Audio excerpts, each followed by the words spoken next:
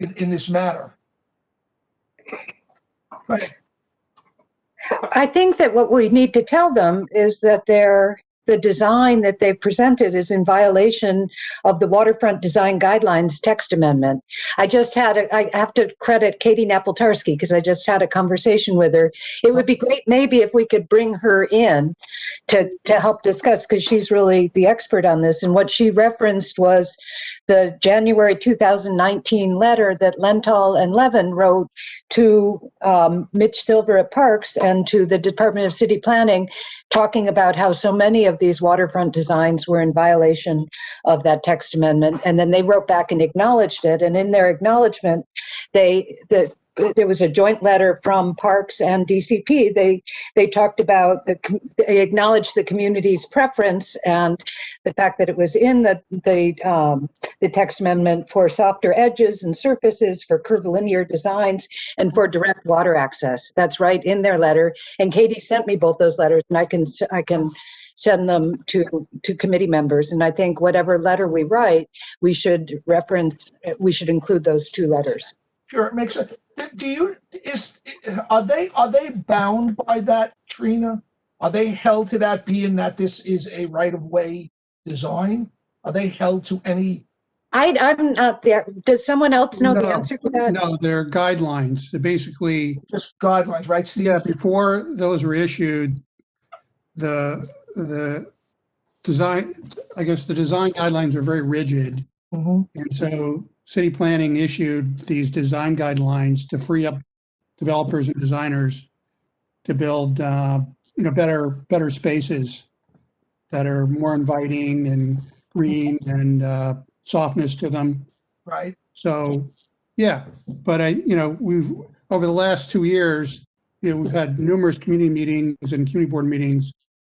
We've made it, perfectly clear that we want, the waterfront spaces to, adhere to the spirit of those guidelines as much as possible. And hard edges, elevated edges is one of the worst sins Mm-hmm. in terms of, and so Right. I think that's talk about curvature and that kind of thing. But I personally, I think the one element that really stands out for me, first I want to say, overall, I really like the design. It's very unique, inviting upland. I like, the softness and the green and the terraced, steps so you can sit on. But that driftwood garden, quote unquote, it's just, it's kind of like insult to injury with, with the problems that people are having. Is that you're kind of invoking a beach, but your beach basically hits, a cliff with a railing going by it.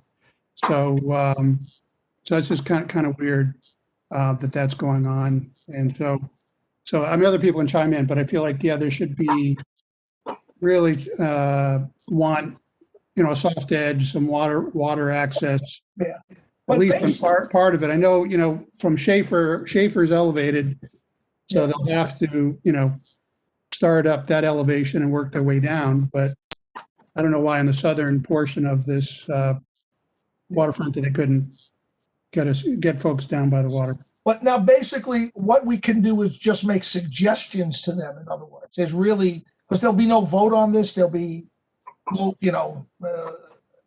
they're not, have a consensus on whatever, we decide to put in this letter, right? Sure. Right. I think we have to, we should send them something to make them understand that we're not happy with parts of their design. And these are our suggestions, which we would like to see done. Yeah. And I think we can reference the back and forth of those letters between the councilman and the assemblyman and city planning and parks. One other thing that I noticed that I'm worried about is there seems to be a lack of seating with backrests. Mm-hmm. There's one slide where it references seating with a backrest, but they're referencing another park. They took a slip knit from another park. but in the renderings, it's hard to see if there are any. And I just worry about seniors and other people who, might need that there isn't at least some seating that has that. And I just wonder, Mary, is there kind of a minimum requirement for that in a public open space? Or there is. So I'll ask from one of the folks from Parks that's on can give me the percentage, but we do typically in the parks that we design, and then when we review these drawings, we do ask that there is a minimum amount of seating with backrests and also with arms. Our preference is that they'd all have some sort of backrest and have that, the typical park seating. And I just heard our preference is that all have the backs. So parks typically, that from seeing our parks, right? Like we don't have the bench seating as much. We have the park seats with backs, and that the vast majority of them have arms as well. Yeah, I noticed that with other privately owned public spaces on the waterfront, it's dominated by seating with backrests. So Yeah. We don't really like the seat walls either. Yeah. We prefer to have the bench slats and things that are easier for people who need a little help with mobility to get up and down. Yeah. And then the things that we also push for that they did include at 470 was the companion seating. So there are places for ADA accessible seating there. So they did provide a fair amount of that in this design. So that is good. So those are good points. I mean, why don't Trina, if you don't mind, would you please keep a running? Yes, good for you. Let's get down to what we would like to present to them. That's a very good point, Steve. The seating, no access to the water. What else did we see in the design that we weren't happy with? Phil, can I say something Yes, sure. just to complement what Trina and Steve, which completely it's in line of these ideas, but also as giving a little history that the community, not necessarily the member of the board, but member of board as activists for several years, we've been voiced this issue very loudly, and we have to say that in these last couple of years there's been a response both from parks and from other development, to which actually they have made some adjustment as much as were possible, and we already have launched some input to them. But from the drawings we see today, there's been no response to that except those trunks, which they call nature, but those trunks they are referred. There is an image on that project. They are referred to actually. There is a little beach there, and the trunk should be carried by the currents, and this is the spirit of this naturalized. So we don't see, I didn't look at the project in other detail, because the moment we don't see an approach that tend to naturalize the waterfront, that means by killing the seawall, and trying to get to the water, everything can change, and so it may be premature to look at other element, but that's my vision. I don't remember, but Willis, didn't you bring that point up at their presentation? Unmute my friend Willis. Unmute Willis.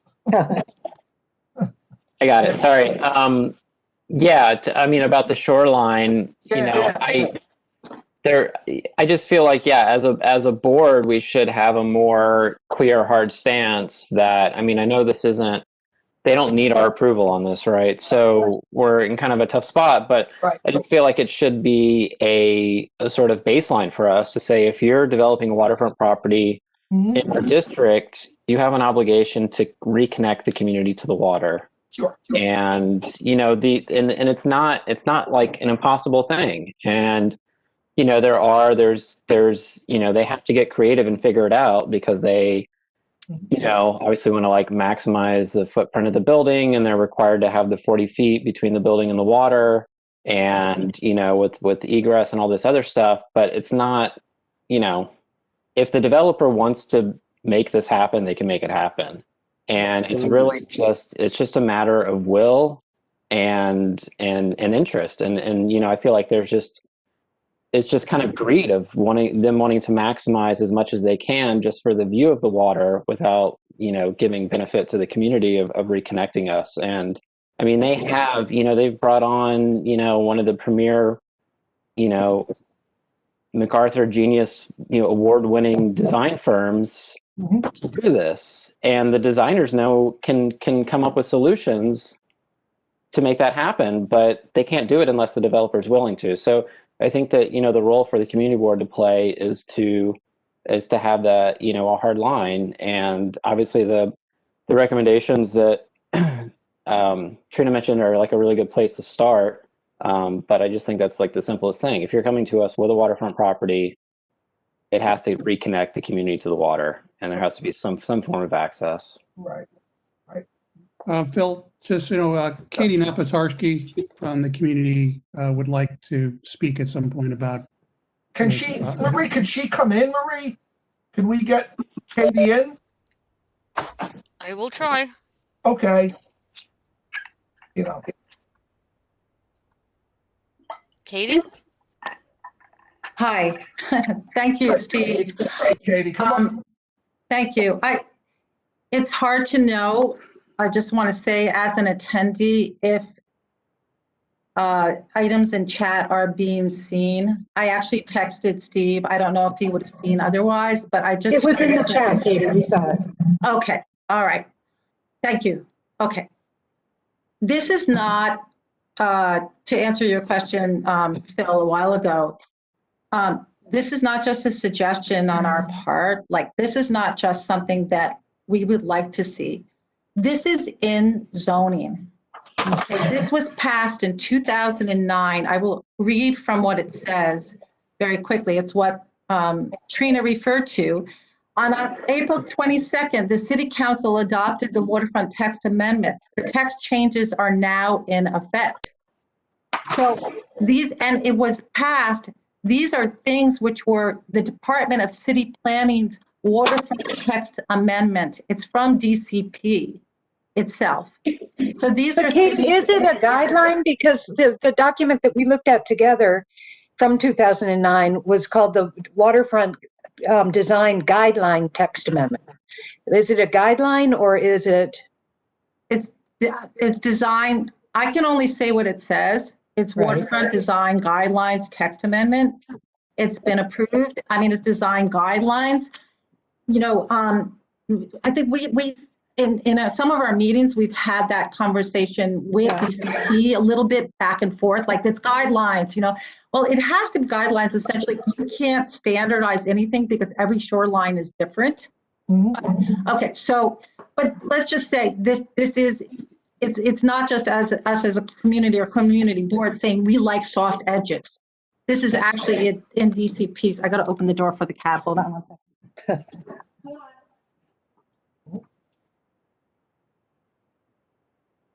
So this isn't just because this is our preference. And let me also say too, this is for the entire of New York City. This is not part of the map. Greenpoint Williamsburg falls under the master plan and the WAP, okay, the waterfront access plan. Okay, so, okay, and the Greenpoint Williamsburg, this does not fall into that, okay, it's too far south. This parcel falls into the waterfront design guidelines, but it does not have the other things which the WAP has, that Greenpoint Williamsburg has. Like it does not have a grass. It doesn't have to be whatever 75% grass. Also, does not fall under the requirements for the seating that the other spaces have or that parks have. Okay, and in the text amendment, it has seating, which has, so it is not required to all have backs. They have recommendations that there's a variety of seating. Some of them are backs, but then they also have,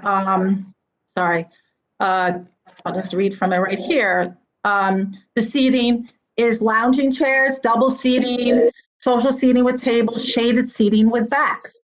So it's a variety of things. It's not just one standard slat with a back. And that's why around the city, you do have different types of seating, like in Hunters Point. So, and then the curved paths, I mean, it's all in here. So I think that the idea of that you guys are saying about writing a letter is absolutely the thing to do. I think it's, and I don't, it's exactly what you guys are already thinking. But to really push home the point that this is DCP's plans, and this is what they're supposed to be. And I think that we could also ask Levin again to write a short letter saying, we wrote this letter and it's not being followed here. Why? Yeah, we could definitely confuse. That's what I'm trying to get at, Katie. We don't have a lot of recourse here. I mean, they're not even looking for a vote on this. So it's not like we can even say, when you come before us, we're going to vote you down. There's really, there's no action we can take to stop this right now. Well, but I think we can say is that we gave, I mean, not these owners, but the original owners, the property was rezoned. And so they're building, a massive market rate housing complex. Right. So I figure, and then they're required to have a certain amount of open space by the waterfront. So I feel like, this, I don't know how this board voted, but inevitably the city enabled them to make a lot of money. So I feel like they, give back and do the best design possible, make the best open space for the people. Right. And so I feel like we could, in our letter, demand that they adhere to the spirit of these guidelines with a soft edge and waterfront access. I think those are the key, really key items. I think a strong letter is required here, but I'm sorry to say, I have to be, realistic that they don't have to do anything that we ask them for. They could just follow through. Yeah, you know what I mean? You're correct, but I think you're correct, Phil. So I think it's being strategic as much as possible. I agree with what Steve says, and you're right, Phil. But I think that it's another reason why we have to write directly. It should go directly to DCP and to DCP. Explain why. Anyway, I'm repeating myself, but asking for a response, requiring a response, and putting there. And also, it's not probably the developer's fault. It's because they haven't gotten guidance. So it's very possible that the developer will ultimately be glad that we're bringing these things up. Well, okay. Yeah, no problem. But so it should be a letter to the developer with the copying Levin and maybe, I guess, Emily Gallagher, we should copy her, and DCP and Parks, and then include the exchange of letters and maybe a copy of the guidelines. I would add the guidelines, Trina. I'd add the guidelines to everything. We can throw it all in there, but on our list of what we're complaining, sure, the letter should basically be about the soft edge and the access to the water. Yes. The main points that we'd like to see done, and this is what we feel should be done at this park and all future parks. But that's what I'm trying to say. I feel that our hands are sort of tied in this one issue here. We've got no leverage on them at all right now. So the thing to mention is that there are other properties up and down the North Brooklyn waterfront that are building soft edges and creating waterfront access. So, maybe we should include that in the letter as well. Yeah. Yeah. Yes. And maybe we should point at which development have actually tapped into this idea, because some that made adjustment in these few years. Absolutely. Starting from the first presentation, including Parks Department, which has made some, arrangement to make that possible, both from parks to, I believe it's a general willingness of the community that definitely desire something that can also be beneficial to the development itself. Maybe, as Willie said, the developer, they have to come to a certain compromise. Maybe there is some form of loss in order to give back to the community, and also recognizing that you get, as you said, Steve, that you get tremendous benefit from this rezoning, economic benefit, so it's a little give back. Yeah. But Is there anything specifically we want to include other than the soft edge and the access to waterfront? We can mention the chair, the back. the benches, I would put that in, and I was just going to answer what Sunday said, is that this could be a good point for us, because maybe they don't realize how much we are against their plan right now. So this letter could be a good starting point. If they they look at it, they might say, okay, let's try to have a conversation, have a dialogue, and see what we can do to maybe compromise a little bit on this situation. Exactly. And it gives them the strength to be able to, and the backing and the knowledge to be able to go back to DCP and say, hey, wait a minute, right? We see these guidelines here, and we want to go with these because it's going to make our waterfront better and more valuable. Okay, so let's get to the bullet points that we want to, definitely the soft edge, access to the waterfront. I believe the chairs are a very good point also, because Curved paths, that's part of it. It all comes out of the design guidelines. Curved paths, also the access road also should be curved. And I do believe too, the variety of seating, including with backs. No, that's definite. Yes, that's definite. But important, Phil, is like it's a morphological approach which is important. Yeah, we can make a not hard path, but then we still have the civil. We need to take the entire land, the morphology, and naturalize it as it was. So this is the key. Everything can come then naturally, and we don't know how. Some things may not be possible.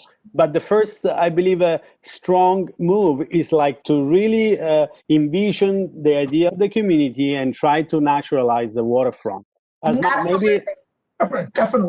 Then we can talk about benches, then we can talk about many things. And of course, as Katie said, they don't have to use the vocabulary of the Williamsburg Greenpoint Master Plan. But of course, if that vocabulary is consistently present all over the waterfront, why to reject that if we can create continuity and extending the belt even further out of the original master plan? They're not part of the master plan, but they're still these guidelines. They fall under these guidelines. Even though they're not in the master plan, they fall under the guidelines.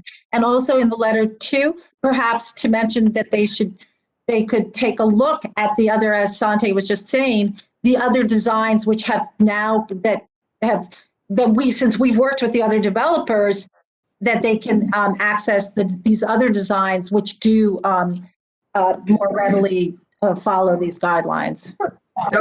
Definitely. Trina, let's get a list before we forget of who we'd like to CC this for. Well, I think it should be the people that were the two letters that I talked about in the very beginning that were written in last year, acknowledging this, which were Levin and no longer Lental, so we can send it to Emily. Emily, of course. And it went to Commissioner Silver and to DCP was someone at DCP, someone. Right. Brooklyn planning and city planning. No, it's the head of city planning, not Brooklyn planning. It went to Chairperson Laga. Yeah. And Silver. It was to Silver and to Laga. We did mention the head of parks. Yes, definitely. And does anyone know the address of the development or the name of the development? We'll get that, Trina. Yeah, Marie could get that. We'll get that through to the board. No problem with that. But what was the name of the development where the developer came back and adhered to these things after starting out with a design that didn't? Well, Greenpoint Landing, I think, wasn't it? Greenpoint Landing. Yeah. That one. That's true. The northernmost Greenpoint Landing. But Red Sky. But 27 West is doing it.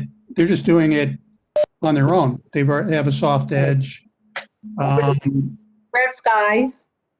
Yeah, it's not Red Sky anymore. I don't know, whatever it's called. Oh, okay. And yeah, they have new owners. I don't know if they're going to redo it, but you could mention that the original owners were ready to do that. And then one here on they're doing it. And the And- southernmost parcel of Greenpoint Landing. Yeah, and then 77 Commercial's doing it. And then Parks Department is doing it in Box Street Park. Yeah, well, it's almost everybody but them, right, Steve? Right. There you go. I mean, pretty much. It's almost like every other development on Yeah, Wall. Domino didn't, and we beat them up, and now they have a soft edge Right. and waterfront access in their new proposed project. Yeah.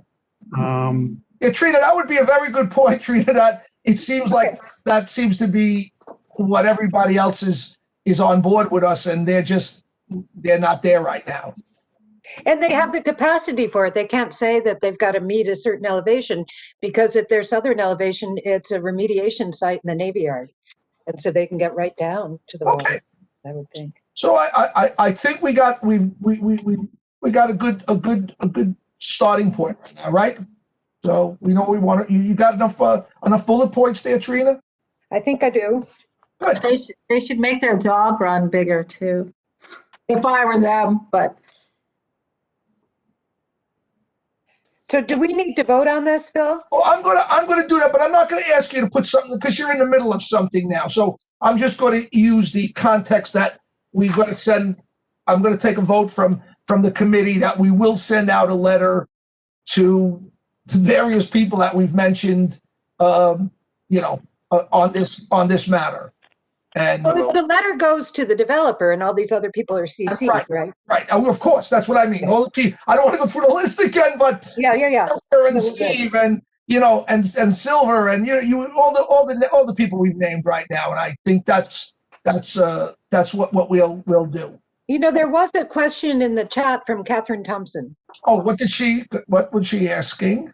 I don't think it. Yeah, I've got nothing on my screen. I'm sorry. Oh, it says, do they have to pay maintenance? What, Mary, with this property, they're holding on to their own maintenance? So they're not transferring the site to parks, and they will be maintaining it themselves. Okay. So on these waterfront sites, you have the option to transfer the parks, and then parks maintains it, and the developer pays, to a grant fund that parks manages. It doesn't go to the general fund. You have the option of transferring to parks and maintaining yourself. And then there's the option of not transferring to parks and maintaining yourself. So in this case, you're going with the last option. But has Parks already approved this design as is? No, we work with them. We provide guidance, but we don't, we don't have the final say, really. We do provide guidance, though. So Have you already wanna guided on this one? we're working with them. Oh, good. So it's still, nothing's final yet. Not that I know of. I don't believe it's final yet. it's good. So it's not certified yet, sounds like. We continue to provide them with guidance. I mean, some of the stuff we look at is making sure that, the design is ADA accessible. That it's a safe site, things of that nature. Okay. So on the proposal to send these letters out, could I get a motion on that? I make a motion to You're not opening me. They can't hear me. approve the letter with the You hear me? bullet points as noted. And second, someone second, Steve? Let me I can send it in. second. Oh, okay. I saw Ellis's hand up, or Trina, whoever you want Phil, to. can you hear me? Willis Phil, can you hear me? second. Willis, you can second it. All in favor? Uh, Unanimous? Phil, you hear me? Trish, thank you, Trish. Okay. Again, Phil, I'm you hear asking me? if you can hear them. Who is that? Is that Simon? Oh, it's Simon. Yeah. Okay, good. okay, Simon. Well, Simon says it's is okay. he's coming in. He's not. So, all right. So we got a unanimous Wait, consent. Catherine there wrote was another question, just to finish up her questions. She asked whether the parks guidance is based on the guidelines that Katie spoke about. But Mary, you said it's more about ADA accessibility and. So city planning provides guidance based upon the zoning. We do take a look at this and apply our knowledge of the zoning to it, but they have to go through city planning first and foremost. And so this has gone through preliminary review of city planning. Phil, there's someone who had their hand raised from the attendee list. Yes. Do you want me to turn his mic on? Is it about this issue? I can't tell. He just has All his right. hand raised. Turn his mic on. Let's Go ahead. Please identify yourself. Hey, Phil, it's Kevin Lachera. I just wanted to, earlier on, I just heard Katie talking about it, so I just wanted to echo what Katie was saying and express my support and just say that I think that it's a great thing to, like to say that in terms of the community, even if ultimately like this effort with this individual developer is not successful, to take the stance as a community to say soft edges are important for all development, I think is a deeply important thing. So that's it. Thank you. Definitely. Thank you very much. Definitely. I agree with you 100% on that. Yes. Yes. Okay. Anybody else, Marie? Yeah, well, there was one gentleman, his name's Mark, who he wants to know if he can speak on an item not on the agenda. Okay, well, yes, definitely yes, but if he doesn't mind waiting in line, I got no problem. We'll open it up to discussion later on. Okay. Can I just make one little point too? I just would like to say that I hope that Parks, with all the wonderful work they do, will also back us up in these elements, because actually they were part of the master plan. But it's great that they do the accessibility and such. But I wish that some of the aesthetics, Mary, maybe you can ask Marty if he can kind of push on these things too. It would be great. Okay. Sure. That's all I have. Okay, thank you. I mean, we'll continue to talk to city planning and let them know what's being said. Please. That'd be great. Okay. So I'm going to move ahead. I'm going to just skip over because Simon came on, and Simon wanted to bring up this thing of this Clawson Avenue triangle. Are you there, Simon? Yes. So go ahead, Yes, Simon. I'm here. I'm here. You hear me? You definitely can. Go ahead. The floor is yours. Okay, thank you. First of all, Mary's on the call as well. Good. Mary's on the call. Okay, so first of all, I'd like to thank Mary, first the chair, and Mary as the chair, first of all, for all the hard work you put into the beautiful parks. And lately, they just opened the new the park just finished, the Penn Street Triangle, and it's a beautiful. It came out beautiful. And anytime there was a problem around the park and all around the issues, I call Mary, and she's always very responsive to the issues that I have, like whatever. And we appreciate. Whatever the community appreciates it. So going back to the issue that I've been asked by the community residents that the Clawson Avenue Triangle and the Clawson Avenue Park is basically use the word unutilized because. Simon, 1 second. Does everybody know where that is? Does everybody know where Simon's talking about? We're talking about two different places, the Penn Triangle and the Clawson. They're a couple blocks apart. It's one across the road, the other. It's where Clawson Avenue comes off the highway, and it's by Clawson Kent Avenue. On one side, it's like a small park. On the other side, it's like a tennis court. A tennis court or a ball court. There's handball and basketball there. Say it again? Handball and basketball. So it's right up against the wall of the BQE. Right, if you can picture where Penn is on Williamsburg Street, east or west, I don't remember which one. But then just not far away where Kent sort of turns, there's Clawson Triangle, which is a very small, like sort of traffic island. And then across the street is a concrete playground park that has handball courts and some basketball, but it's concrete. It's all asphalt. But Simon, you're talking about the triangle, aren't you? Well, basically, originally, I was mentioning always a triangle, but since I met in person the commissioner. I'm sorry if I forgot his name. He said that he would be. We were talking about putting in some playground equipment for children. He said he would be more open and putting this equipment in the ball court, which is across the road. That's for the children, for play area.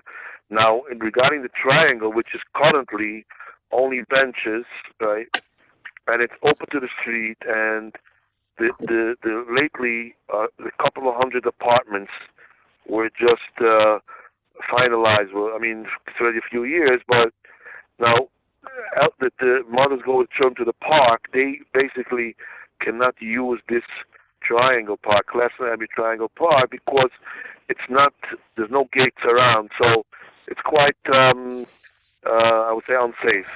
So my idea was that we should put up a fence around, an iron fence. Again, we're not at this point. We're not talking about funding this and that. All is the first step would be to get a recommendation from the community board, asking if with this we could go and show to the public officials for, I call them, they have this fund that they, every year the local council person, the state or whatever the state the assemblyman has, I call this allocation, and then we go to the city, then we go to ask the city itself.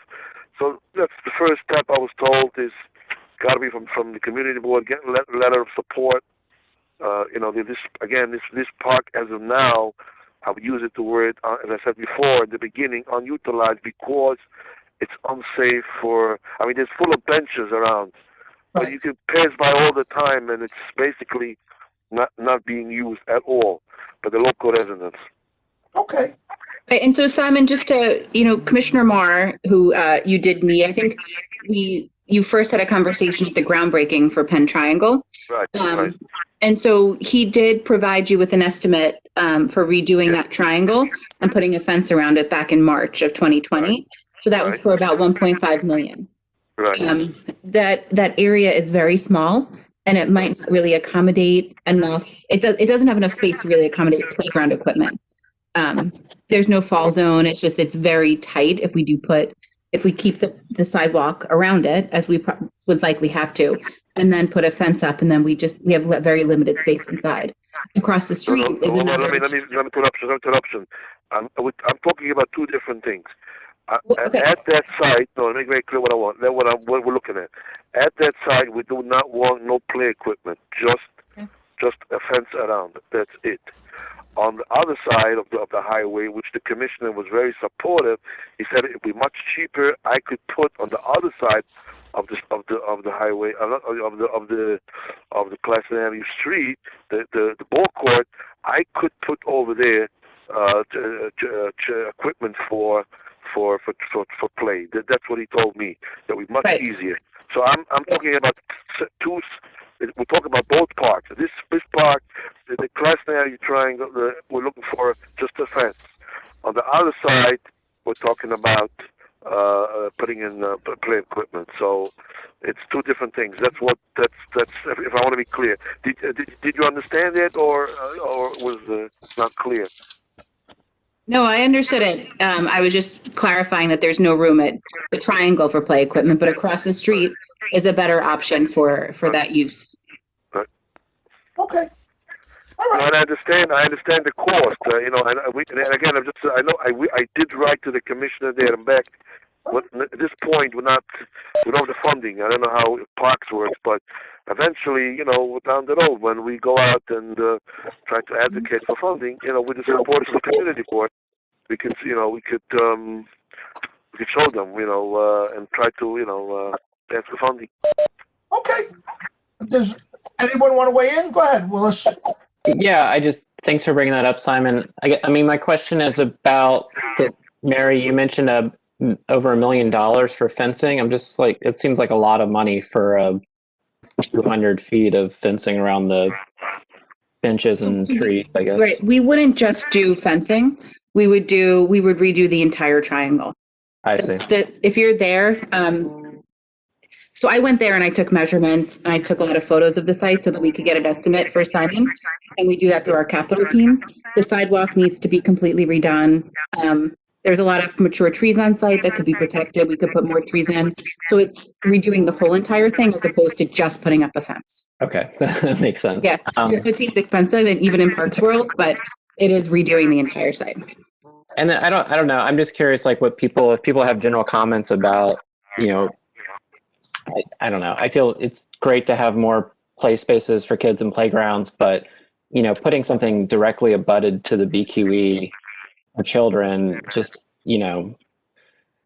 I know we're all living with the beast of the BQE and the impacts of that, but having young children are so much more susceptible to airborne pollution, and being within a few feet of the highway, I don't know, just seems like something we should be cognizant of. But the Penn Street playground is also next to the highway. Sure, yeah, but like 10 feet compared to 100 feet is a big difference in terms of exhaust and exposure. Also, I know very well the part there. There is such heavy traffic because they serve many of the industrial area, at times. And so, just to tap into the issue you were mentioning. So, very heavy diesel engine pollution around. You understand the problem is we just don't have a lot of other options. That's where the park happens. I just feel like it's something, it's an awful situation that we're in, that we're like looking at a space that's literally right next to the freeway for as a playground. And the sad thing, if you know that entire area from Metropolitan Avenue, they put so many parks along the highway. It's utterly ridiculous, but we're stuck with them now. They're there, and we want to make the best of the situation. Phil, can I teach? Yes. Phil, can I say something? Yeah, sure. Okay. Well, years back at Memorial Metropolitan in Humboldt, Right. that was a site. It's for World War I veterans. Right. And there wasn't a fence there. And that's in the middle of traffic, heavy traffic, in Metropolitan Humboldt. And we were able to do something with that years back. Right. Where the city did come in and fence the area. Right. That was an open space, and it was very dangerous. But it's in the middle of traffic, but I don't say that a lot of people are going in there, but you can plant flowers. You can go there and sit in a specific area within the confines of the property. Right. So we would support that generally. I think it's a good thing, because if children are in the park, you could even just to sit for a child to walk around. It's good to have fencing to keep them in and all that. Yeah. One point. One point also. That currently the ballpark, some kids use it, but it's not used to the capacity that it could be really used. For young kids as well. I mean, it's basically now it's not really unutilized, hardly used. That's what that's the point. Go ahead, Steve. What were you going to say, Steve? Yeah, I would say regarding the triangle, I know there's been a movement in parks for parks without borders. Either taking down fences or lowering fences. So there's a way to redo that spot where it create some sort of barrier, but adhere to the spirit of opening parks up, making more inviting. Right. But the idea, what I think Simon's looking for is just a letter of support to move forward.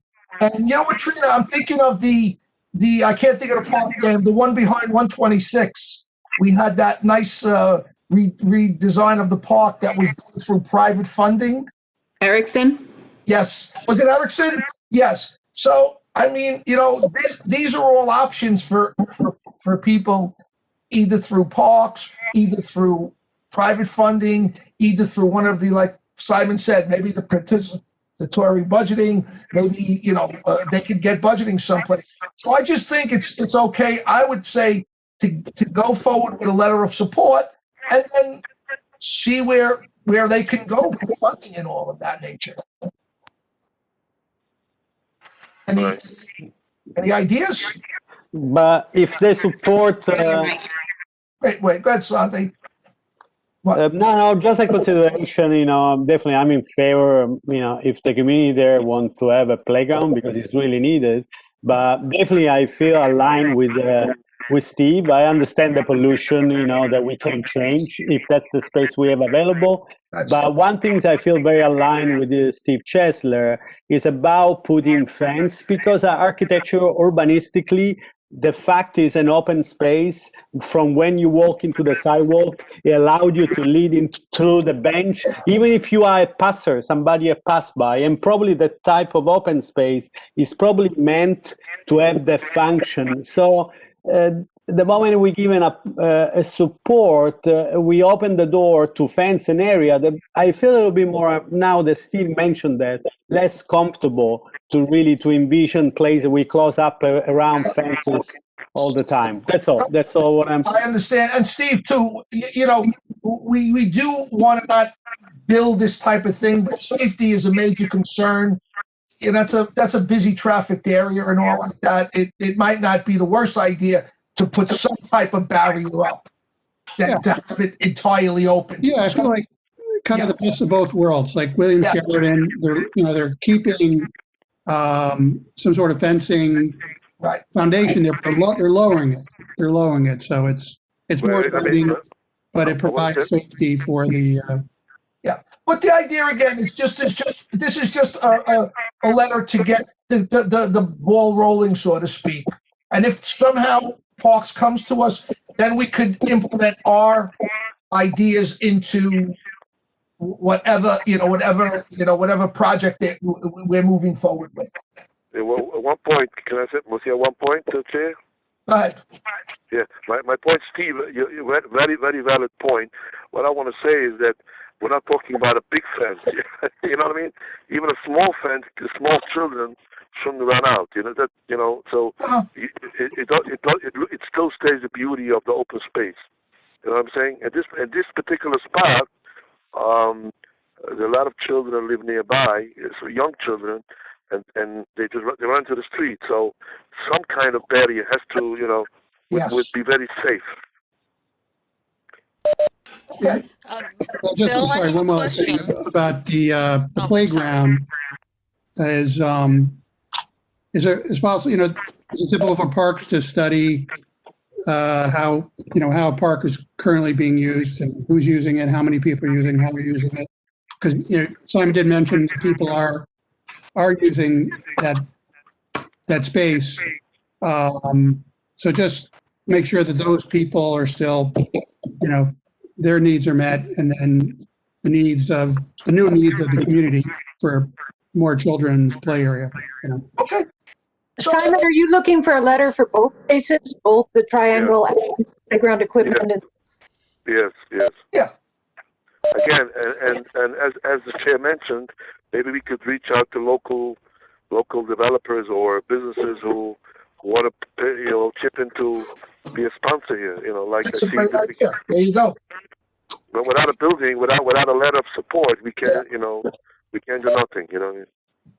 Do you think in the letter, Phil, and just picking up on what Willis had said, you have to acknowledge that it is right to the PQE and that there are concerns about? I would think more or less that might be the next step in the process and all like that.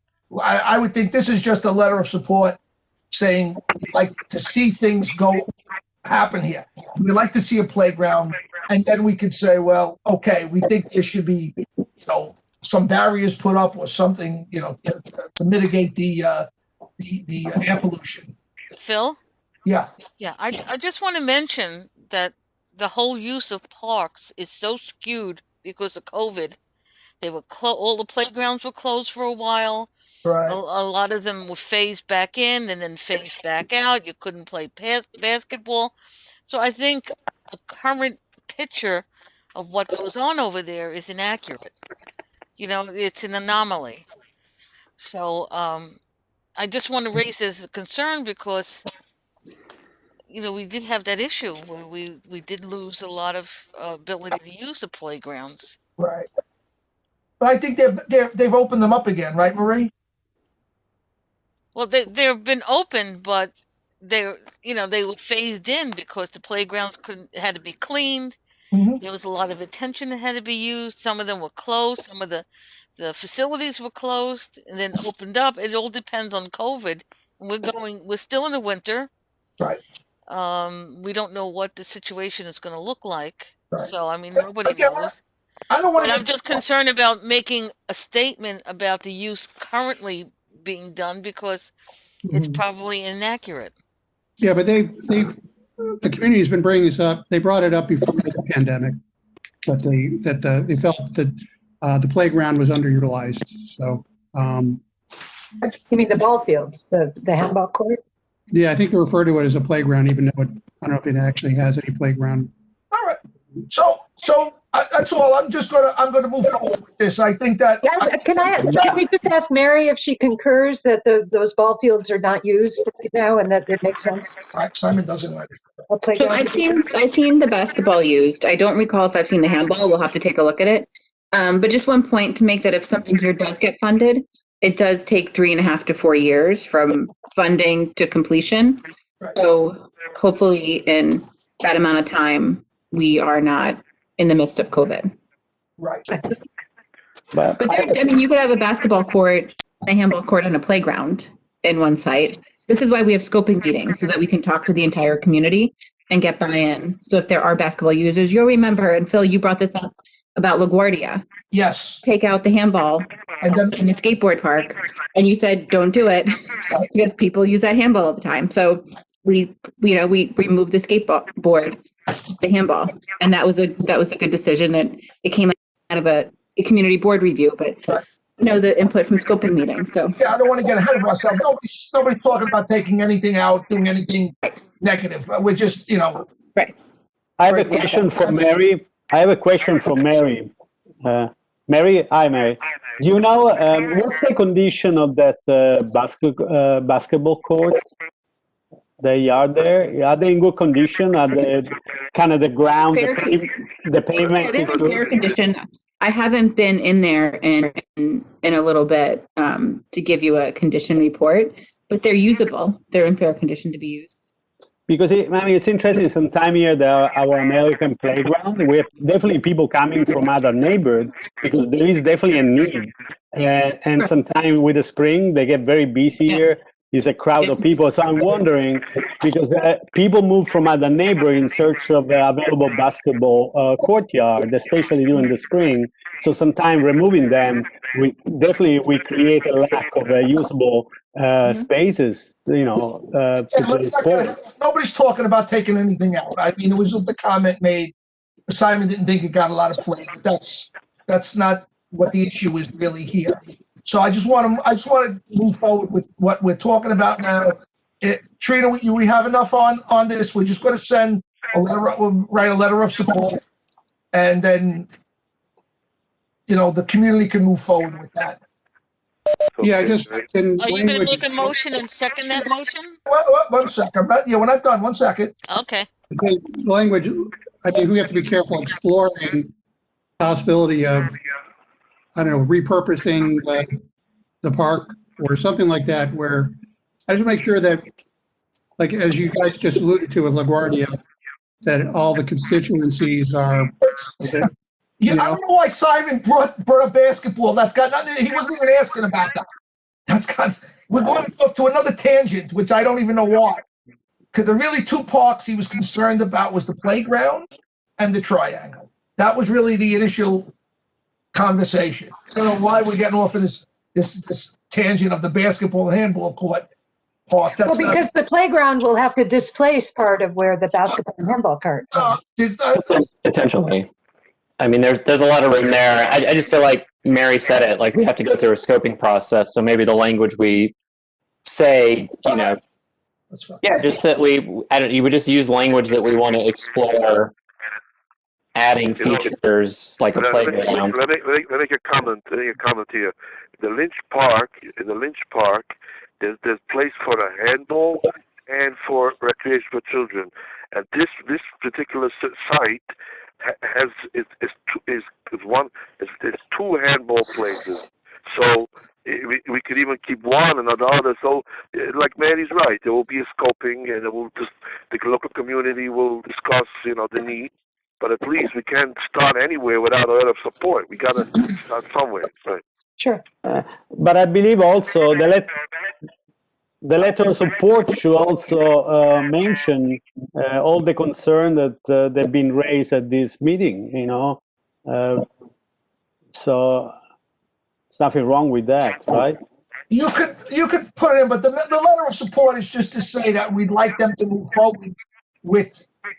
Exploring the possibility. Right, exactly. Right, And possibilities, right. once we get to that point, then we'll go into a scoping session, and then we can make our concerns really well known. This is just step one, so they could start moving forward on this on the projects and all like that. Personally, I'm afraid, Phil, that sometimes just a letter of support this way, it seems that open the door, and then the process become irreversible. Because I don't know. That's It's a slow process, I think. That's Well, you just heard from Mary that the LaGuardia Park, there was a request, but they rescinded it because of the local community need. So it doesn't mean, a letter doesn't mean anything, Parks is very, very strict what they, this is just something to start the process moving forward. Right. That's And all. nothing's going to happen if there isn't any money. So That's true too, Steve. And Mary's already telling you, it's 2-3 years down the road. You have to take the first step, and this is the first step in the process. So I just think it's a way to move forward. Trina, did you pick up enough on that that we have something right? Thank you. Okay. So would someone like to make a motion on this item, please? I make a motion. You can, Simon. There's a letter in the chat. Can we just stop for 1 sec? There's someone named David Sarver wondering whether they can open the park to dogs. Is he talking about this park? No, there's not. Where else? I don't think for a dog run in this park. Okay. Yes, Okay, let's go back to the motion. Let's go back to the motion. Would someone like to make a motion? I'll make a motion. Tish. Mary just came on. She'll second the motion. All in favor? Yes. Aye. Aye. 1, 2, 3. Any against? Any abstentions? Motion passes. So we're going to send a letter out. Thank you all for that. Thank you. Okay. And thank you, Simon, for that.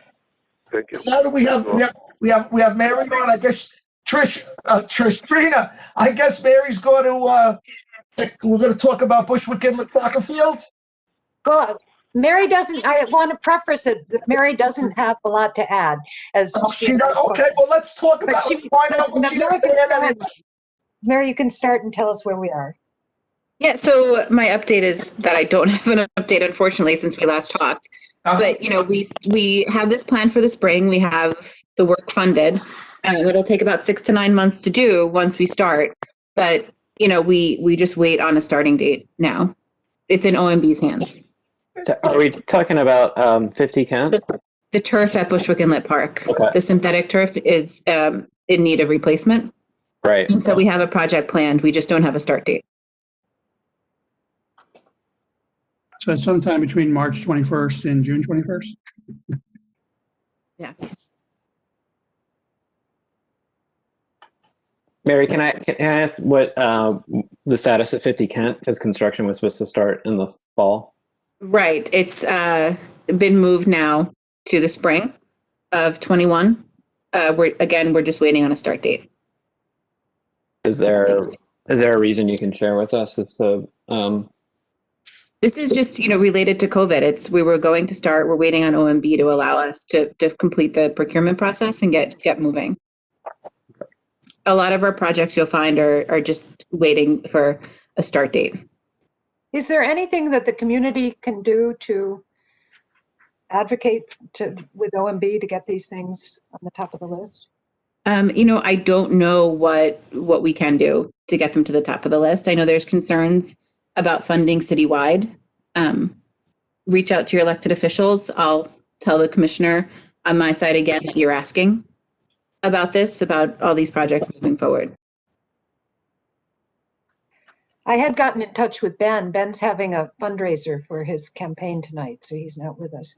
And he didn't write back to tell me where things stood. Oh, sorry. So on other Bushwick Inlet, the Motiva parcel, what's the update on the timing of that?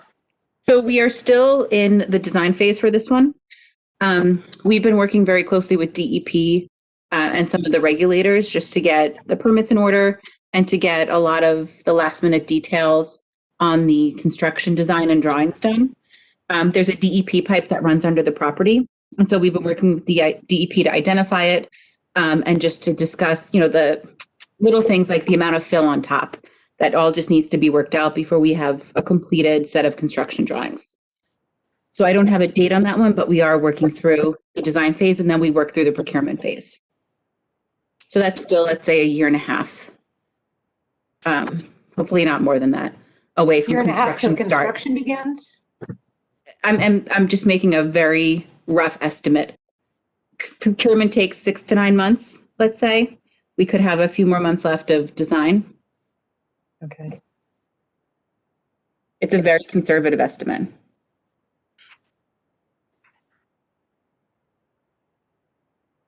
What are some of the other projects, Mary, in the district that are stuck in the same limbo? We have a few projects that are, we're going to start in the spring or in the fall. The McCarran softball field is still awaiting a start date. Yeah, speaking of McCarran, with the Park House construction, is the issue with, the bathrooms are closed. So, okay, so I don't know if you saw my email, but I did confirm. So those porta potties were put in place when we had to close the interior bathrooms when they were being renovated. So they are for the public. They are not only for construction workers or only for park staff. Those bathrooms now have times posted on them, 7 a.m. to 3 p.m. I talked to the construction manager just this morning. I saw him on site. So they work 6 days a week. Either he or somebody else came on the 7th day to make sure the bathrooms were open. And I think that he took off one day, something happened and it didn't get open. But they will make sure that somebody is there every single day. They understand the importance of opening these bathrooms 7 days a week. So there should be no more issues with those bathrooms being available to the public. And there's definitely times marked on them so people know. There's a poster put on the bathroom saying 7 a.m. to 3 p.m. Okay, good enough. Is that, just to clarify, is that the times of the old bathrooms? I mean, it's roughly the same amount of hours. The old bathrooms were 8 to 4. Whenever we got someone there to close them, really. Now it's based upon the construction staff that's there. So, Phil, there are people. Yeah, did you want to, Steve, you had someone who wanted to come in. Is he, do you remember who he was? Yeah, but also, Mark. See if he's still here. Mark Nagawecki. And then there's also Christina Rushakis wants to talk about the turf. Katie Napatarski would like to. Katie wanted to get on again. I'm looking in the chat room. I don't see the other names and all like that. I see Mark. Do you want me to turn his microphone on? Yeah, go ahead. Why not? Okay. Thank you.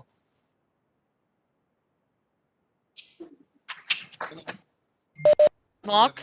Hello? Go ahead. Could you identify yourself if you don't mind? Yes, of course. My name is Mark Nagawiecki. I am at 110. Speak up. We can hardly hear you, Mike. I can hear you, Mark. Can you turn your mic up? Better now? Now it's better? No. No.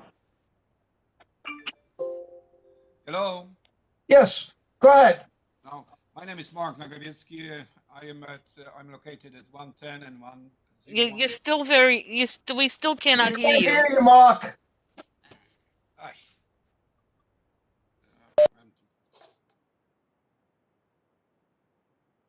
Let me try again.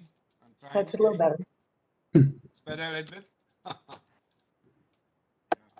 Yeah, I'm too old for that. You Speak closer to the microphone. I mean, I'm in front of my monitor, which has got a mic, but that's, what can I say? Now it's better? Go ahead, try now. Okay.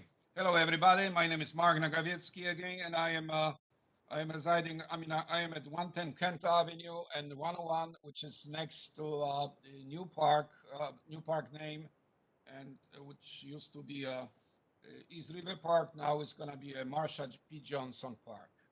And, Right. Leslie Wright, the regional director. Sorry for my English, but I'm still my Polish. I'm Polish, and my language first is Polish. But I came to this country in '76. But I hope you understand me. If not, I could repeat myself. And what I'm saying is Leslie Wright, which is the director of the regional director for the New York State Park, is coming to do presentation, and I would like to give my piece on that, because I don't feel that the state with the state park vision, because they want me out completely from the park. I don't fit with the vision. They want to paint the mural behind my building, behind my property. Are you the owner of Biba? Are you Biba? I am the owner of Okay. the Biba, correct. Okay. And we're supposed to have an extension for the lease in February. They send us the lease. Eventually, they told us that they're not going to extend the lease because they got new vision, and according to their vision, I am out. They want me out absolutely. I was there for so many years. I fight for the park. We were, shoulder to shoulder with Peter Gillespie, Michelle Robiker, and a lot of guys from neighborhood against garbage. I am in this building. Of course, the state lost my building. That's the probably, the situation. They want me out from that building, and they want that building. But I'm here. I'm not gonna move out. I'm not selling. And I would like you, if you don't mind, to send you some materials. That way the board could have a picture of my situation, and, inform you that the state is spending millions of euros, which right now people are starving. I mean, what's going on? I mean, this is a vision for Andrew Cuomo to have his probably political agenda. He wants, So, hey, Mark, do you own your building? I own the building. Okay. So how can they force you out? Are they using eminent domain? I was leasing the backyard from them. I was Oh. asked the previous commissioner long time ago to provide the kind of concession for the park, which was about 7 years or 8 years ago. And we did a music events for them, and they want to close the backyard. It's nothing to do with my building. I'm gonna be in my building. I'm gonna survive. They I want think to he's close. talking about the state park. Yes, He's I, leasing from the Yeah. state. Okay. You got that? Yep. yeah, It's not the building, it's the space in the back that you've been using that's the problem because you own the building? Correct. If you don't mind, I would like to invite your board, you guys, and to go through the building and look at the situation, and you're gonna have a whole picture. I mean, it's any time before, of course, Tuesday. That way, you understand the situation. And what can I say? I mean, I'll give you materials. That way, you got a picture of the situation, and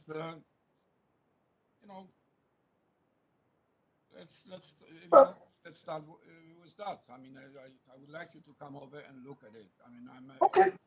I'm Michael, thank you. I had no idea about this issue. Did anybody else? This is the first time I'm hearing of this.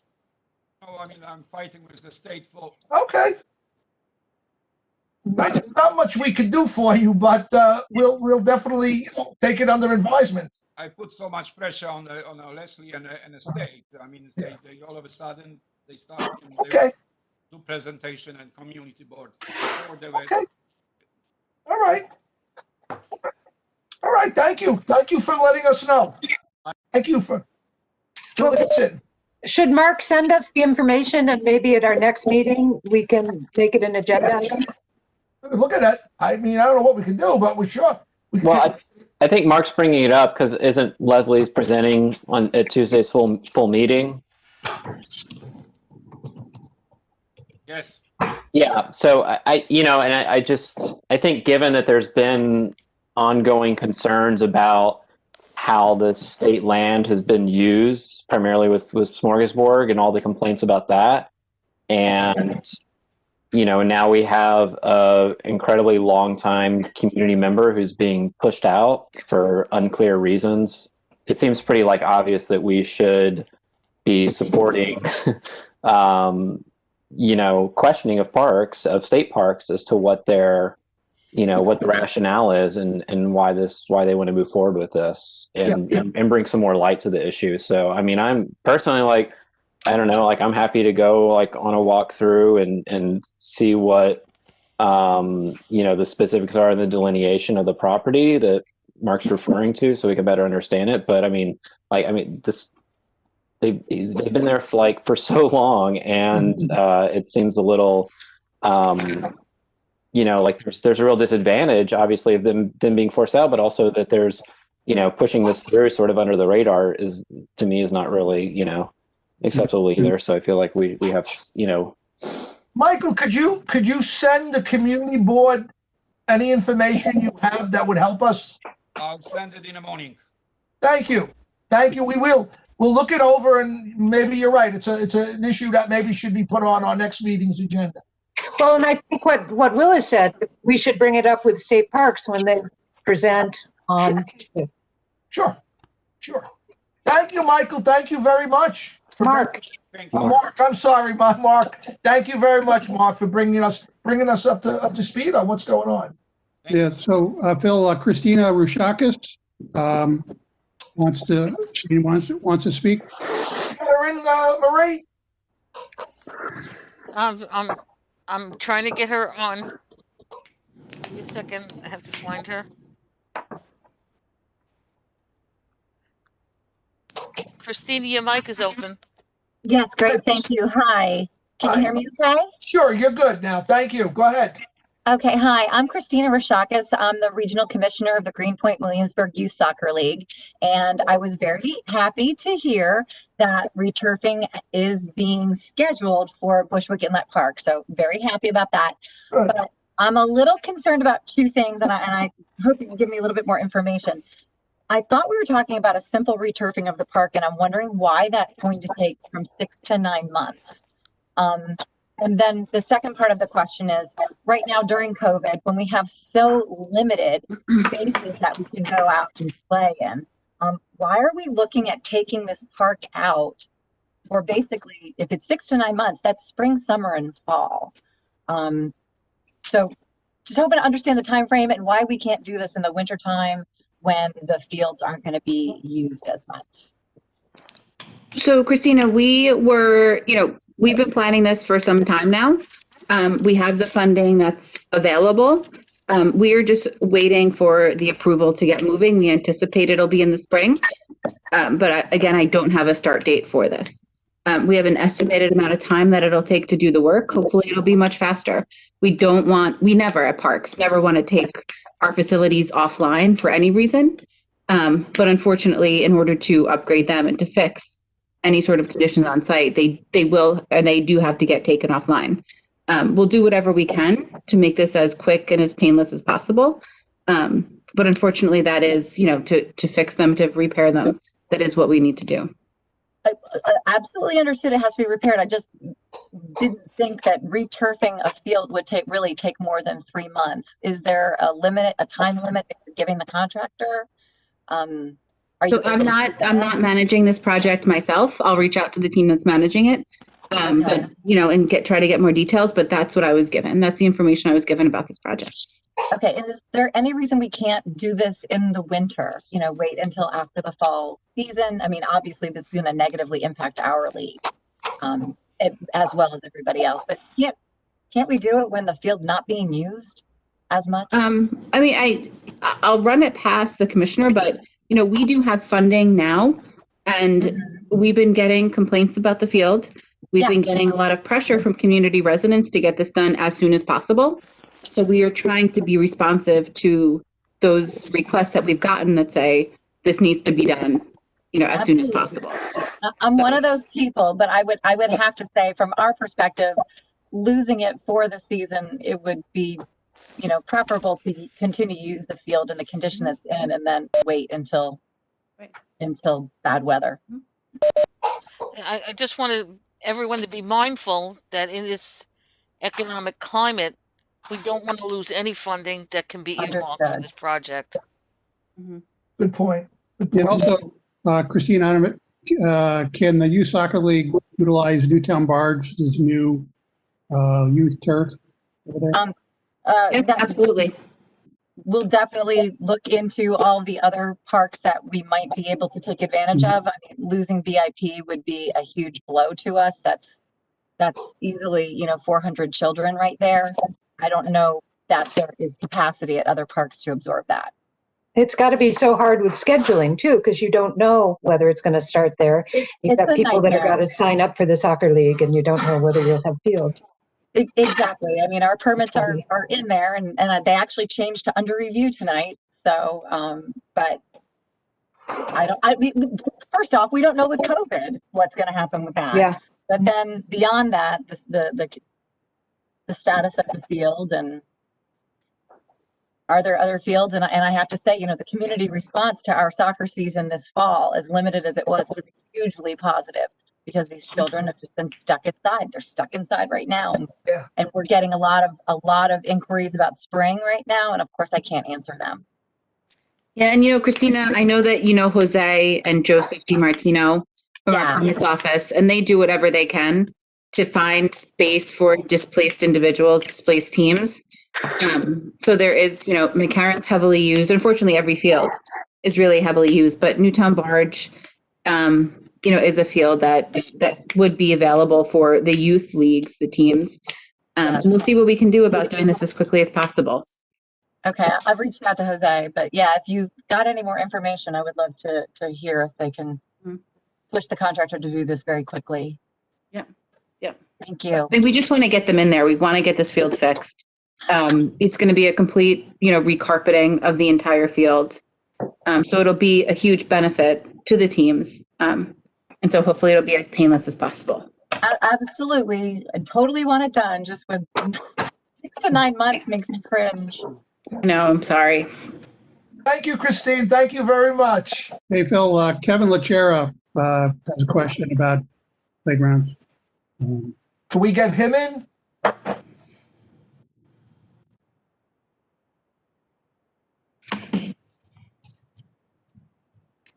Hey, everybody. And I think Katie, I'm here. Hi.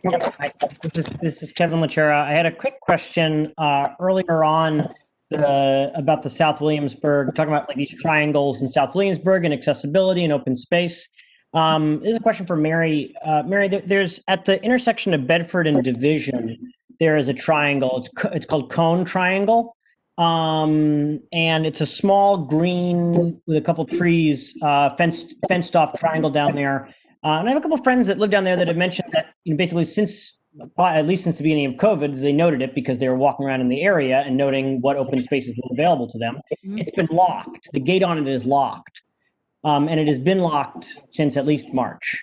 What had jogged my memory about all this was just this conversation about the lack of those spaces in South Williamsburg and, the quality of them. And so I just was wondering about that as to whether or not that could be open, just the lock taken off the gate so that folks could utilize that green space, if they would like to. I'll double check with the team and I'll see. I'm sending a message now. So I'm not sure. I'm not sure what's going on. I know that we're having a lot of issues with it being used all day as a dog run. But I'll take a look and see what's going on. Yeah, it's very, very small. I don't, but I'm not a dog would get like two leaps in there before it would have to stop. But I hear you, but a lot of our spaces are tiny, and because you can close them off and just put the dog in. planting beds. Steve can attest to some of the issues we're having in transmitter with planting beds being used as dog runs. So it does happen a lot, but we'll take a look at it and see what we can do for sure. Okay, thank you. Speaking of dogs, two people have asked about, in the chat about off-leash dogs. Yeah, Mary. David Sarver, can we open up a park to have dogs in the early morning unleashed like we used to? I can say with certainty that there is an enormous amount of people very interested in seeing that happen. And then there was Sam Rosen, I see it here. He's Yeah. about to, just Mary, give us an update. What's the right now? So in McCarran Park, we have a dog run, which means that there is no off-leash dog hours in McCarran Park. Okay. That's the rule. The signs are at the entrances to the park, noting that there are no off-leash dog hours. So this is, this is the rule for McCarran Park. Okay. In terms of opening up other parks for off-leash dog hours, I don't know what we can do. We have a lot of small parks with small, lawn areas, some small grass areas. If there's a dog run in a park, again, that's not eligible for off-leash hours.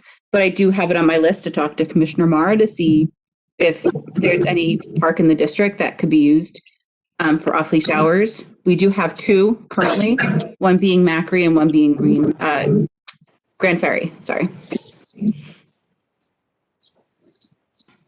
Okay. Yeah, and I know it's an issue people bring up all the time, and and that's Parks policy, and that's the way we have to go with that. Yeah. I met with a dog group called DAWG, on Tuesday, and we talked about a lot of these issues. And I do have some questions I want to bring back to Commissioner Marr to see what his thoughts are on the subject. And that's the best I can do right now, is bring it back to him to see what his opinion is. Good. At least you've opened the dialogue with them, which is good.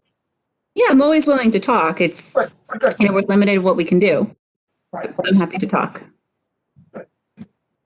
Did I don't know if we got anybody else. I know Katie wanted to get in for a little bit more. I can't hear you, Steve. Unmute. Emily Smith has her hand raised. All right. Get her. Hi, can you guys hear me? Yes, we can hear you. Thank you. My name's Emily Smith. I'm also one of the concerned dog owners in the McCarran area, and I just wanted to respond to Mary's comment about the presence of the dog park, the dog run, in that it is in insufficient size to serve this community. I've lived in New York over 20 years. That dog run has been there the entire time, and the population of this neighborhood has exploded, and the population of dog owners in this neighborhood has exploded. If in the morning, when all of our dogs need to go out to use the bathroom and run, if we all go to that one enclosed dog park in McCarran at the same time, we would stand shoulder to shoulder, which in normal times would be extraordinarily problematic, but in COVID times is especially problematic. So the reason we're asking about restoring some sort of space for off-leash is because the dog park, we are aware of its presence. It doesn't serve us. It is incredibly small. And especially in a pandemic, in a park that's slated to be redesigned and returfed, and we sort of don't understand why this space that was available to us before is no longer accessible, especially when we're trying to social distance. And so it sounds to us like we're hearing from the parks community that they do not want us to follow COVID guidelines. We're trying to follow COVID guidelines. We can't do that and use the enclosed dog run at the same time. And we're going to be bringing this up again and again. I really want to, just get into a real conversation about it, and kind of just getting shut down like, well, there's a dog run, that's it, that's the rule, we can't do anything. It's not sufficient. There are further issues with the dog run. Don't even get me started on ADA. Getting into that dog run. Can I say something, just because I'm a dog owner, and I had many dogs in these past 35 years. 3 dogs in New York City in these last 22 years. And so I still have one. And of course, I'm in this other part of Greenpoint. I walk to McCarran Park. I also go to Prospect Park. I do that over the weekend, on Saturday, on Sunday, as I have an opportunity. And it's a complication. It's like having a car in New York City. At a certain point, you decide not to have a car. If you have a car or you have a garage, there are complexity. And I understand, but people has priorities. So the population of dogs has increased as the population of people has increased. And we've been having this issue, and and there are small park get damaged, and there is always an opportunity to walk the dog. I walk my dog on the sidewalk around the blocks. That's always a compromise. But just want to say it's complex. It is. Yes. Okay. Thank you. Do we have anybody else trying to get in? The only person I threw was Sam Rosen, but his question was answered. Sam Very close would in be the chat right. about the McCarran Park dog run. I'll let Katie in, and we'll end up with her if she's still available. I think Willis has a question. Oh, I'm sorry, Willis. Yes, go ahead. It's okay, Phil. I just had a quick question, Mary, and I can send this in an email to better clarify. But at McCarran along Manhattan Avenue, there's a gate that goes into the playground and the basketball court that's there, and it's locked. I don't know for how long it's been locked, but it basically means to get to the basketball court, you have to walk through the entirety of the playground. Mm-hmm. It's not really great for non-parents and kids. And so I don't know what why that gate's locked, or if there's an easy way to rectify that. But it's right Manhattan near the. Yeah. I know what gate you're talking about. There was we got a lot of complaints about kids running through that gate and getting to Manhattan Avenue. So there was a safety concern. We can take a look at that area again to see if kids will still be continuing to run through the gate or get into the basketball, but we'll take a look at it, Willis. That was why. Okay. Yeah, it just seems like. Sorry, Mary, which park is this? So it's McCarran Park, but it's Vincent Abadi Playground. Yeah, so right at Manhattan and Leonard. Okay. Mary, it just seems that people would avoid the basketball court when the gate is locked. But thanks for that. Yeah. Some other information for Mary. Mary, I just noticed the other day that there is a moped, there is a little motorcycle leaning on Transmitter Park on the riprap. It's actually covered. It's covered with algae. It's all green.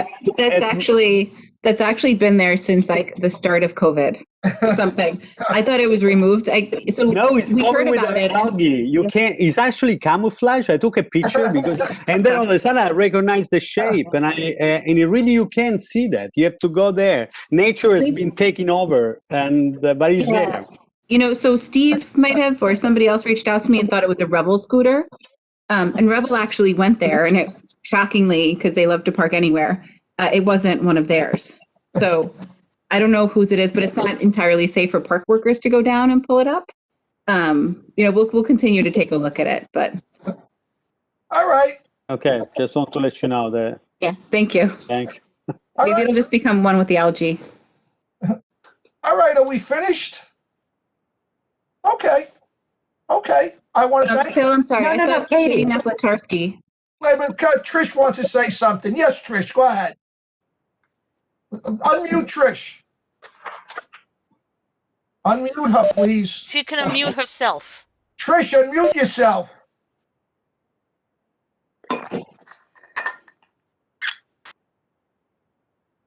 Oh my God. Trish. But the thing is, God. there's a tree, many trees on Witter Street. Right. A lot of drug addicts are throwing the needles into the tree pit, around the tree. So Right. this is something we have never addressed, and a lot of people don't know what to do, and it's dangerous, picking up the needles and whatever. Right. And we spoke to one person, and they said, well, call the Department of Sanitation, and that's their role, they go. I don't know if the board is aware of this, but this is a concern. There are a lot of trees, and they're open pit. Right, I would call 311, I mean, just to get it on record that this is a problem. 311. Right. But nobody's coming to pick anything up, and a lot of the homeowners are doing it. But I just think that people should be aware that there are issues with trees. Yeah. The trees are beautiful, but they're open. Some have fences around, but drug addicts, for some reason, are just throwing their needles and whatever into the tree pit. Right. So people have to be careful. You Right. know, you get hit or touch that, or, I mean, that's our responsibility, to clean around the tree. But within the tree, there's a fencing around it. Yeah. To get at it. But this is something we never dealt with, but we have to talk about this at some point. Trish, it's, you know, people let their dogs go to the bathroom in tree pits. People throw their garbage in tree pits. I mean, there's really no solution to it. I mean, if you're a homeowner and you got a tree in front of your house, you're stuck with cleaning it up. You know, that's the best thing you know, that's the solution I could come up with and all like that. All right, everybody. No, Katie. People concerned about that. A lot of people are unaware. Okay, it's good that you brought that point up, Tish. Very, very good. Thank you. All right, thank you for a very productive meeting, everybody. Bill, I think Katie Napoltarsky had one more thing. I said that if she was around, I was going to let her come in. We'll end the meeting with Katie. Yeah. Where'd you go? Yeah, so I know she wrote in the chat room, but I don't know if she was still around. All right, let her in. No, she's here. Okay, go ahead, Jumping Katie. around. Yeah. Kate? Katie? Hey, Vinny.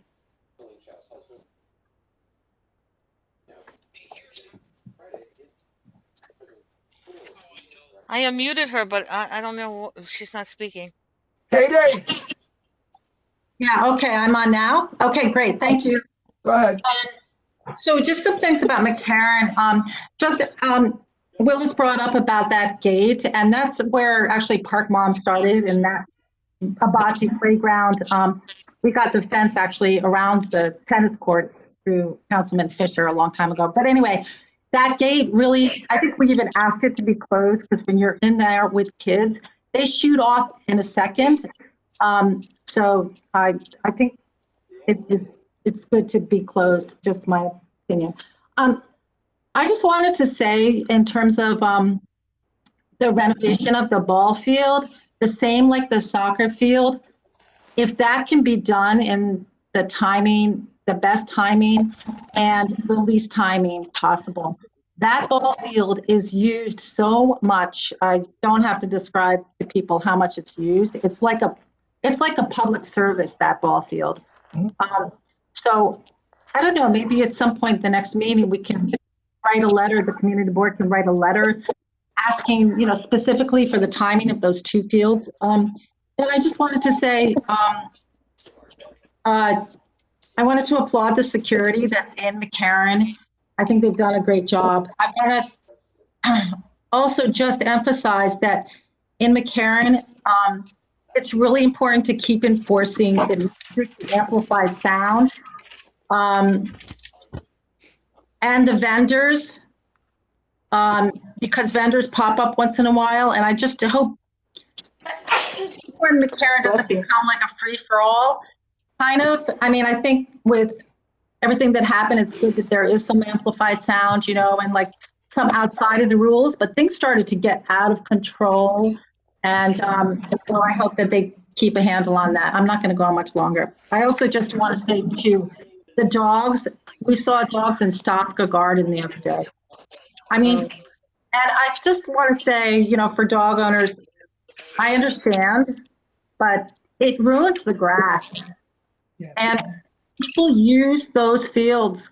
Kids use those fields, adults use those fields. Yes. And it ruins the grass permanently. So that's all I have to say. I hope the ball fields really, Mary, can be, Right. So Katie, the ball fields, so this contract is very similar to the vast majority of parks contracts, where it's a 365-day contract. So unfortunately, we will be losing several seasons, but then it will be done within a year. I hope that somehow, I hope, Mary, somehow this can be somehow truncated. I mean, when they do a contract in your house, they go do another house, so they'll disappear for a month and then come back, and it takes 6 months. What should it take 1 month? This is the contractor is on site for the entire year for this one. They're not working on other projects. It takes a whole year to do that field?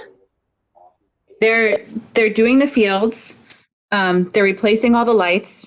They're replacing that shed on site that has the lighting equipment inside of it.